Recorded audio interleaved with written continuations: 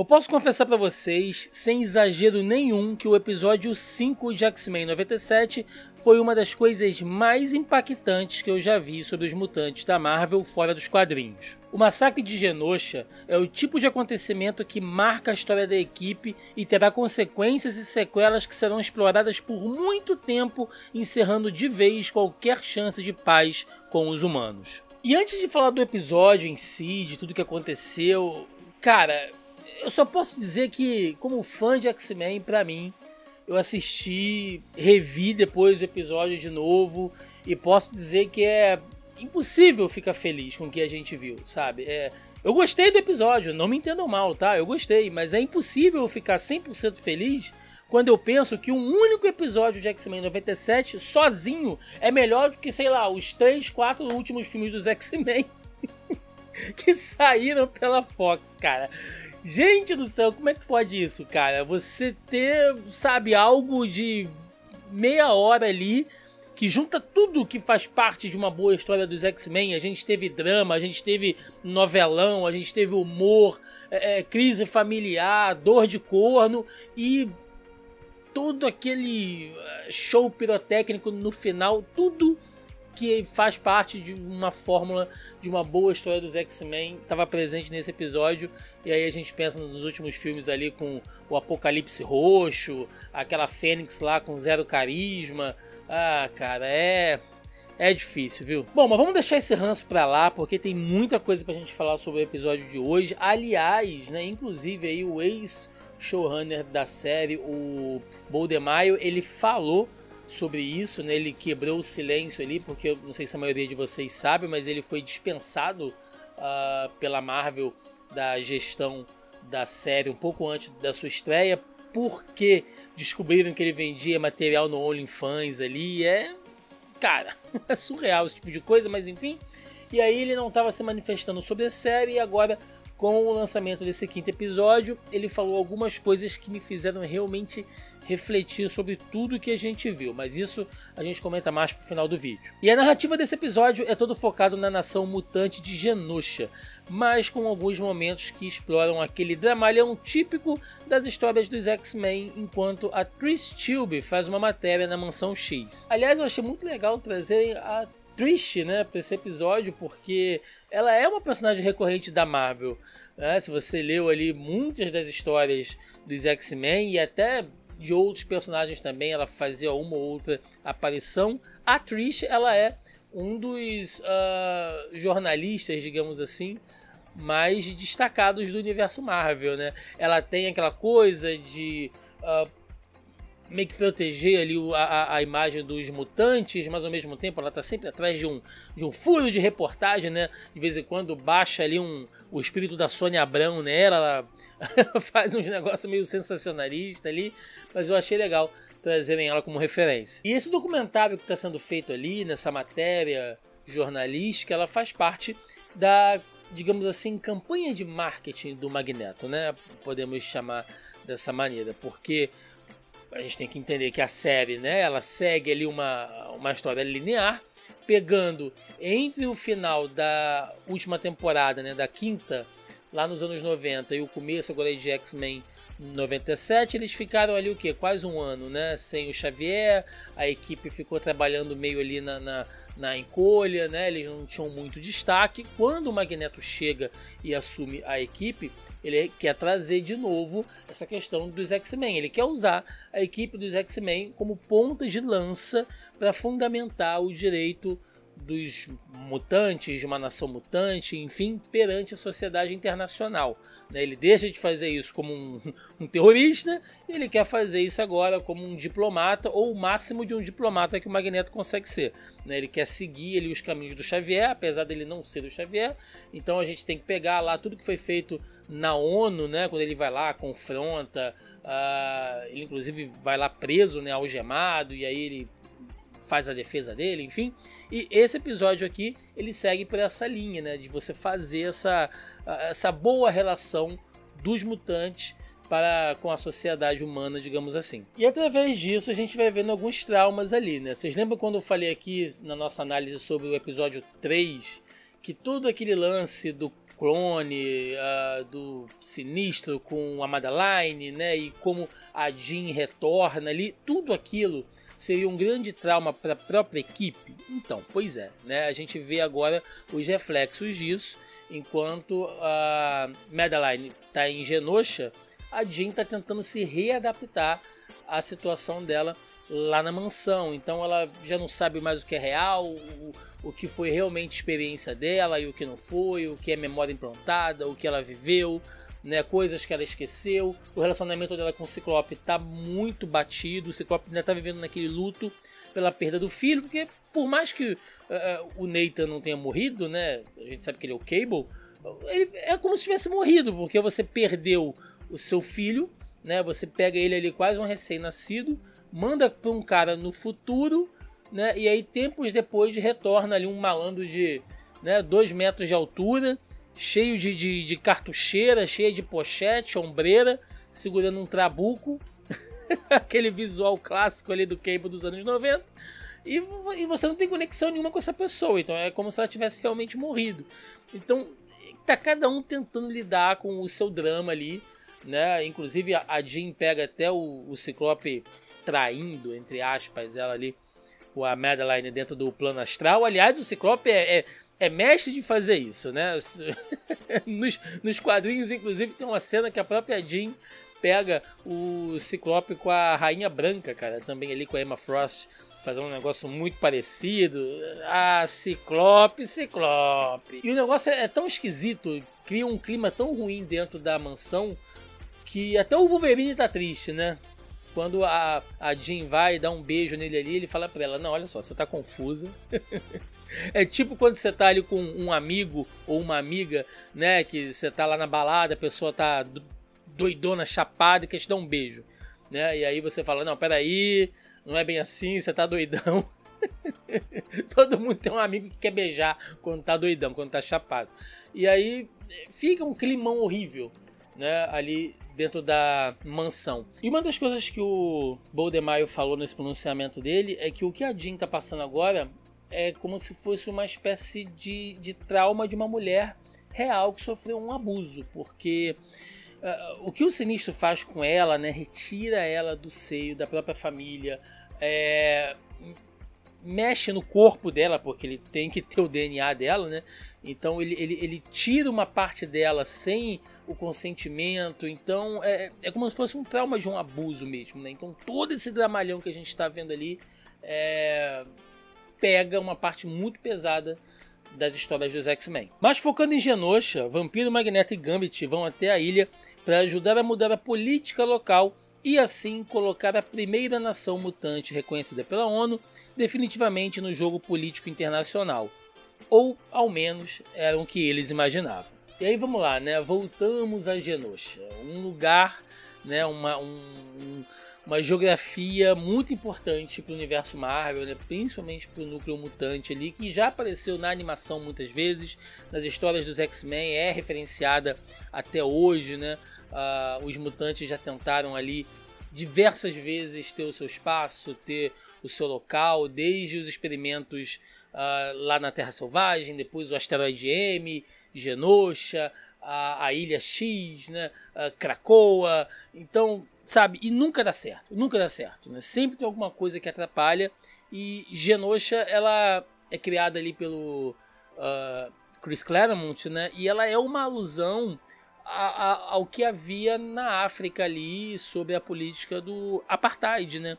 Já que era uma nação aparentemente super desenvolvida, né, próspera, e aí quando foram investigar, na verdade, ela era tão boa assim porque eles escravizavam mutantes. Eles usavam mutantes como mão de obra, né? Imagina, você tem um mutante que ele pode alterar a composição química das coisas, então ele vai ficar lá fazendo ouro, vai ficar lá fazendo petróleo, né? Tô dando um exemplo aqui. Então, eles eram prósperos porque eles escravizavam os seus próprios mutantes. E aí depois uma série de conflitos que vão acontecendo, vira base de produção de sentinela, né? Coisas que nós já vimos no desenho animado também. E aí dá toda aquela volta, né? E depois o lugar vira aquela nação meio utópica ali que a gente vê na animação. E como ela foi fundamentada nas bases, né, de tudo que foi feito pelo Xavier e pelo Magneto, né, aquelas duas estátuas gigantes ali, aquilo é muito simbólico, mostrando que Genosha, ela não é só uma utopia, né, ela é ela é um local onde os mutantes, qualquer um deles pode se sentir seguro. E a gente vê a participação ali, né, a aparição de diversos personagens, até alguns nem tão antigos assim, né, como a Stinks, o Glob, o Noturno, né, que vai aparecer ali de novo, né, tem uma participação muito bacana dele, muito nostálgica. A Dinamite aparece ali uma hora, tem a Cristal, passa o Arcanjo voando, o Banshee. Então, sabe, tem todo mundo tá ali, né, inclusive vilões, né, ou personagens que eram vilões até então, a própria Emma Frost, o Sebastian Shaw. Então é um lugar onde você não tem diferença, né? Se você é mutante, você é bem-vindo. E para quem acha, né, que não existe política em X-Men, porque, pois é, né? De vez em quando a gente vê uns comentários desse aí, tem toda a questão de que há uma disputa, né, para que os mutantes, que haja uma nação mutante reconhecida pela ONU. E por isso, né, aquela comissão, aquela delegação dos X-Men vai até a ilha, né, com o Magneto ali, a Vampira e o Gambit, para sacramentar isso, porque Genosha, ela é comandada por um conselho, aliás, um conselho super misto, né? Como eu falei, tem ali o Banshee, né? Tem membros ali do antigo Clube do Inferno, né? Você tem a Cooper, né? A Valerie Cooper, que é uma representante da ONU, uma espécie de porta-voz da ONU, que ela tá ali com direito à fala, né? Ela não necessariamente tem poder de voto em nada, mas ela participa ali das discussões. Você tem a Moira, né? Que é humana, mas também ela está ali como uma espécie de chanceler, ela participa daquelas discussões. Então é um conselho muito democrático, né? Com todo tipo de pensamento ali. E a ideia é você colocar um líder forte, né? Que tenha destaque, que tenha reconhecimento internacional, para ajudar, né? Nessa campanha de reconhecimento de Genosha como uma nação mutante. E aí eles querem que o Magneto assuma esse papel, né? E para assumir esse papel como um rei, né? Como a Emma Frost chama ele, apesar de que não seria necessariamente esse o título, mas para ser um rei precisa de uma rainha. E ele convida a Vampira e tem todo aquele papo ali, e a gente descobre, né? É revelado aquele retcon sobre todo o passado dela lá na Ilha Selvagem com o Magneto. E é bacana porque para muitos fãs, né, que só acompanham o desenho animado, né, que nunca leram as histórias dos X-Men nos gibis, a gente já teve inclusive até outros relacionamentos ali, né? Quem não lembra lá nos anos 90 do Joseph, né, que era aquela versão mais jovem do Magneto, que realmente, né, acabou saindo com a Vampira ali um tempo. Então tem um monte de referência acontecendo ali. Tem o visual da Vampira da Terra Selvagem, né? Clássico ali dos quadrinhos dos anos 90 também. A molecada adorava, né? Todo mundo tinha um pôster da Vampira da Terra Selvagem em casa. Então é legal porque a gente sabe um pouco mais ali do passado deles. E tem todo aquele novelão dela com o Gambit. Eu sei que muita gente não gosta, né, dessas partes assim, fala, mas pô, coisa chata e tal. Mas cara, assim, se você foi fã dos X-Men, principalmente nos anos 80, 90, era muito novelão, cara. Era páginas e páginas só de quadrinho de mensagem, balão de diálogo. E eu acho que isso é importante. Por quê? Porque você humaniza... É até engraçado falar isso, né? Você humaniza os mutantes. Se a gente pensar, né, que eles estão ali o tempo inteiro falando, né, não, nós lutamos por um futuro, nós lutamos pela igualdade, nós lutamos pelas nossas vidas e tal, mas se você não constrói os relacionamentos, se você não consegue se importar com o que acontece com os personagens, né, com as motivações deles, então não adianta lutar por nada, vira só luta de boneco. Então assim, tudo certo, cara, se a pessoa só gosta da luta de boneco, tá? Não tem problema nenhum. Agora, para você realmente, na minha opinião, tá, você curtir a história como um todo, de forma até mais madura, você tem que entender o que move esses personagens. Então aquela DR, né, da Vampira com o Gambit, e ela falando para ele, pô, ela manda ali quase uma Clarice Lispector pra ele, né? Tipo, tudo que você toca, você dá brilho, menos a mim, porque a mim você não pode tocar, né? Uma coisa meio... muito Clarice Lispector ali. Então, sabe, é bonita, é uma passagem bonita. E aí, meus amigos, que o bicho pega, né? Porque tem aquela festa ali onde o Magneto será nomeado, né? O novo líder de Genosha, enfim. E, inclusive, né? Nessa festa começa a tocar ali, tem uma cena de dança, com um beijão, inclusive, da Vampira com o Magneto ao som de Rap Nation, né? Do Ace of Base. Aí a banda bem das antigas. E é irônico, né? Porque se você pega a letra de Rap Nation, fala ali, né, que uma nação vivendo em paz, uma nação vivendo feliz, né? Onde todos os homens são iguais, onde você pode ser livre. E a letra vai falando, mas se você acha que você pode viver, né, em uma nação onde um único homem tem o poder, então você está errado. Ou seja, nem tudo é o que parece, nem tudo será feliz para sempre. E momentos antes da treta acontecer, o Cable, né, que a gente citou agora há pouco, vai lá e tenta fazer o alerta, mas não consegue, né, mas pelo menos ele tem aquele encontro ali com a mãe dele, com a Madeline. E aí, cara, vem assim, uns 10 minutos de pura quebração de pau, pirotecnia e tristeza, né? Aquele ataque da Sentinela Suprema ou da Sentinela Godzilla, adorei esse termo que o Gambit dá, que é uma arma de destruição em massa, né? Se a gente pegar ali e fazer uma correlação com o mundo real, aquilo ali, a gente está vendo um povo sofrendo um genocídio, cara. É isso que é, sabe? São pessoas que estão sendo atacadas pela condição que as faz ser o que elas são, né? Que estão sendo mortas por causa disso, estão tendo seu lar destruído por causa disso, com uma arma de destruição em massa. Né? Se isso não é genocídio, cara, eu não sei o que é. Né? Então, tudo isso, toda essa passagem é muito impactante, sabe? Quem estava assistindo, quem sempre assistiu X-Men e tal, isso falando do desenho animado, tá? Quem leu o gibi dos X-Men já viu coisa até muito pior. Por isso eu abri o vídeo hoje falando que foi a coisa mais impactante que eu já vi fora dos quadrinhos, tá? Em X-Men, fora do gibi, esse episódio é a coisa assim mais próxima que eu já vi, porque nós já tivemos inclusive o massacre de Genosha nas histórias em quadrinhos, o massacre de mutantes, né? Então a gente já teve outras cenas onde a gente viu esse tipo de coisa acontecendo, mas fora dos quadrinhos, cara, realmente pra mim foi a primeira vez. E toda aquela luta ali, cara, a luta do Magneto, cara, o cara pega um trem, né? Usa um trem de chicote, tu vê o nível de poder dele, né? Quando ele começa a manifestar ali, a Sentinela olha pra ele e identifica ele como um mutante de nível ômega, né? E você vê que ele tá liberando todo o poder dele. Eu fico imaginando aquilo ali num filme, cara. Que fantástico seria, né? O nível de destruição, a cena impactante. E é nesse ponto, né, que o Boldemar, né, voltando aqui às falas dele, ele disse que na visão dele, quando ele estava escrevendo, né, antes de ser dispensado pela Marvel, quando ele escreveu essa passagem, ele estava imaginando o mundo dos anos 90 e como tudo muda a partir do 11 de setembro, né? Porque isso, estou falando da visão do norte-americano, tá, gente?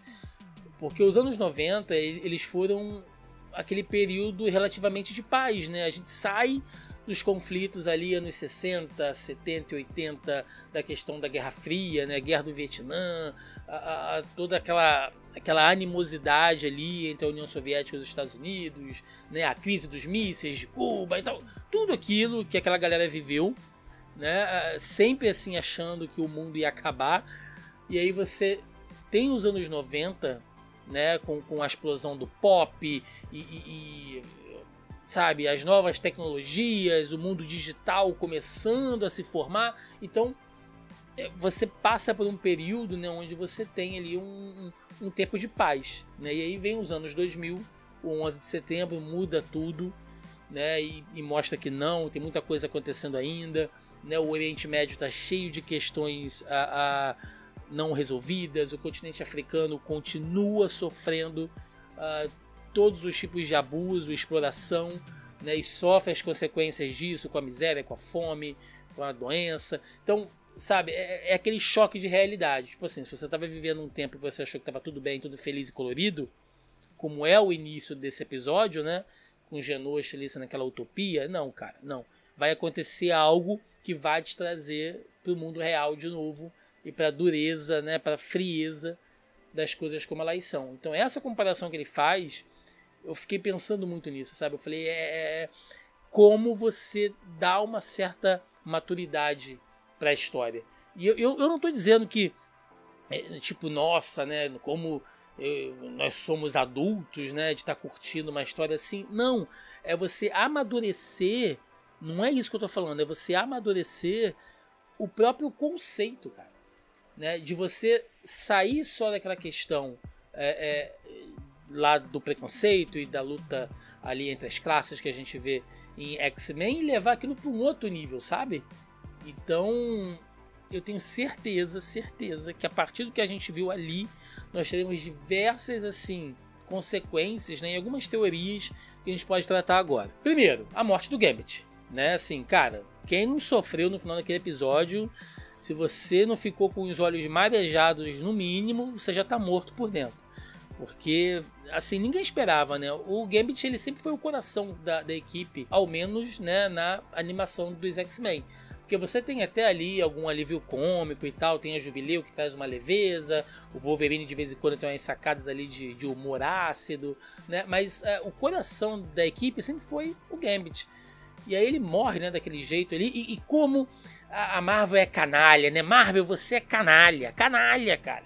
Você construiu, né, todo um relacionamento de afetividade com o personagem ao longo do episódio, né? Mostrando ali que o Gambit não é só aquele cara charmosão, né? Que por trás daquele verniz, né, do galanteador francês ali, tem um cara que sofre, que ama, que sente. E aí você vai e mata ele daquele jeito. E ainda mete aquele final ali da vampira, né? Tocando ele ali, falando: fofo, agora eu consigo te... Não, fofo, agora eu não te sinto mais.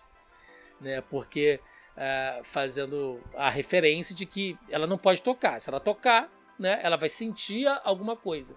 Então ela só consegue tocar em alguém de maneira segura se essa pessoa estiver morta. Olha... que canalha você é, Dona Marvel. Desgraçado. E aí temos o uso da Sentinela Suprema ali, Sentinela Godzilla, como vocês queiram chamar, né? Que é uma arma humana. As sentinelas são armas criadas pelos humanos. E isso vai azedar totalmente a relação de paz que a gente tinha até agora, ou pelo menos as negociações. Né? E aí, quem é que fez isso? Será que tem a ver, né, de novo ali, se pegar o governo dos Estados Unidos, a ONU, né, os amigos da humanidade? Porque usar uma sentinela daquele nível é alguém que se preparou durante muito tempo, né, e que tem assim um nível de recursos realmente considerável, né? Então, será que os humanos estão envolvidos nisso? Inclusive, uma coisa que me chamou a atenção foi o próprio comportamento da Cooper durante a festa, né? Você vê que tá ali rolando um encontro ali do Magneto, né, com o conselho, e ela vem toda desesperada. Temos que conversar agora. Mas por quê? Por que essa urgência? Né? Se mais cedo já tinha havido aquela reunião deles ali e tal que a gente citou, por que naquele momento ela tinha que conversar? Será que ela sabe de alguma coisa? Eu acho que sim. Outra pessoa que pode estar por trás disso é Cassandra Nova, né, a irmã gêmea do Xavier ali, que a história dela é bem maluca, tá? É bem complexa ali. Então, a gente pode, né? Quem não conhece, a gente pode falar disso até em uma outra oportunidade. Mas é uma personagem que ela, inclusive, faz isso nos quadrinhos também. Ali na saga É de Extinção. Eu tenho ela aqui em casa em algum lugar. Onde acontece realmente aquilo ali, né? Tem o massacre de Genosha, uma sentinela gigante. Então, o lugar fica completamente arrasado. Inclusive, a Cassandra Nova será a vilã em Deadpool 3, né? Ou Deadpool e Wolverine. Então pode ser também uma forma da Marvel estar dando uma levantada aí nessa personagem, que pelo que eu me lembro, agora de cabeça eu não sei se ela já apareceu em alguma adaptação fora das revistas, não. Outra coisa, né? Se o Magneto sobreviveu, vocês podem dar adeus à versão boazinha ali, porque o cara vai voltar desgraçado da cabeça. tá? O Magneto ele sempre tentou seguir os planos do Charles Xavier, ele estava realmente empenhado nisso, a gente vê que ele estava de coração tentando se redimir, né? Mas ele guarda o ranço, né? Inclusive ele dá uma patada na Cooper, que eu falei, nossa, né, cara, que coisa linda, quando ela chega para ele e fala que não, porque os governantes do mundo, né, eles não estão prontos para verem um terrorista ser líder de uma nação, né? E aí o Magneto responde para ela, ué, mas ele já tem governantes que são terroristas, então qual a diferença? Então olha, né, que homem, né, que discurso, mas que lacrada do Magneto. Mas então assim, esqueçam, tá? Ele voltando, a gente vai ter um Magneto pior do que tudo agora. Outra coisa, se o Cable veio daquele futuro desgraçado dele, né, para tentar alertar ali, é porque as coisas tinham que acontecer do jeito que aconteceram, tá? Se existe o futuro do Bispo e se existe o futuro do Cable daquele jeito, é porque os acontecimentos em Genosha realmente são marcantes, né? Aquilo ali ia acontecer em algum momento e vai ter repercussão lá na frente. Pra gente fechar, né, tem a questão ali da referência ao Vigia, que aparece a sombra dele no céu de Genosha, e eu vi alguns momentos antes da festa, né, e eu vi alguns produtores de conteúdo falando que é uma relação já direta com o MCU, porque o Vigia tá em um What If, né, então quer dizer que o universo de X-Men 97 faz parte do multiverso da Marvel, e sim, pode até ser, tá? Pode ser, sim, eu acho que faz total sentido, já que até o universo dos filmes da Fox fazem parte do multiverso do Marvel Studios agora, do MCU, então X-Men 97 também faz, né? Isso não tem, assim, ninguém tá inventando a roda, né? Mas assim, necessariamente achar que isso terá consequências no MCU, eu acho que não, tá? A própria Marvel já falou desde o início que X-Men 97 seria uma história à parte, então eu acredito que realmente não tenha nada a ver, né? E outra coisa, o Vigia, ele ali pra mim ele tá mais como um easter egg do que uma referência ao MCU mesmo. Porque o que a gente sabe sobre ele, né? Ele sempre aparece quando algum fato marcante vai alterar a história, né? Ele sempre está ali presenciando alguma coisa que é realmente digna da atenção dele. Então eu acho que aquele semblante dele ali é realmente para deixar mais impactante ainda essa história, mostrando que esse episódio não foi um episódio comum, né? Então assim, repetindo, X-Men pode, né, esse desenho pode estar dentro do multiverso? Pode. Mas daí a dizer que, né, vai aparecer os mutantes de X-Men 97 com os Vingadores, aí eu já acho demais. E é isso, gente. Acho que foi o vídeo mais longo que eu já fiz aqui sobre esse desenho. Se você ficou até aqui, muito obrigado, mas é porque realmente é muita coisa, cara. Como eu falei, um único episódio, olha o tanto de coisa que tem em um único episódio, né? Tanta profundidade, tantas teorias, tantas coisas, mostrando que se a Marvel quiser, cara, colocar na mão de quem sabe, de quem se importa, a gente pode ter um futuro dos mutantes no Marvel Studios muito bom, né? Eu tô realmente feliz aqui. E é legal porque na semana passada, né, eu até falei que o episódio 4 tinha sido meio fraco, né, assim, comparado aos outros. E agora eu entendo que talvez tenha sido até de propósito. Eles botaram um episódio bem morninho ali para diminuir a nossa expectativa, para quando chegar aqui dar essa porrada, né? Então, o que eu posso dizer, cara? Parabéns, Marvel. Você é uma canalha desgraçada, mas você tá mandando bem demais nisso aqui. E é isso, gente. Chegamos aí ao final da análise de mais um episódio de X-Men 97. Chegamos à metade da série até agora, né? Deixa nos comentários aí o que você achou desse quinto episódio. Dê o seu like ou dislike, o que você preferir. Se inscreva no canal, que nos ajuda e nos incentiva bastante. É isso. Vou ficando por aqui. Até a próxima e valeu!